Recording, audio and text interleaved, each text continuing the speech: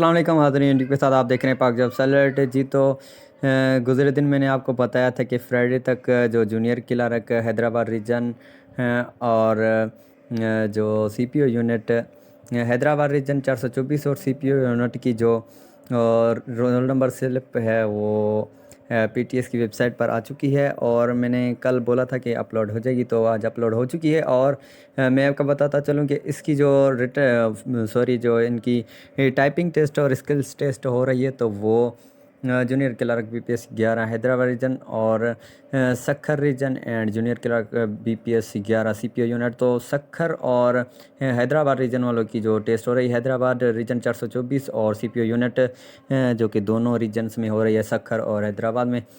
तो इनकी roll number slip download करने के लिए सिंपली आपने यहाँ पर फर्स्ट अनाउंसमेंट पर आपने इसको क्लिक कर देना है, फर्स्ट नंबर, और उसके बाद स्क्रॉल डाउन करना है। स्क्रॉल डाउन करने के बाद आप यहाँ पर देख सकते हैं कि हैदराबाद रीजन सिंध पुलिस 424 और ये जो 436 सीपीओ यूनिट, तो आप जिसमें आपने अप्लाई किया है तो काइंडली उसको यहाँ पर व्यू डाउनलोड पर क्लिक कर देंगे।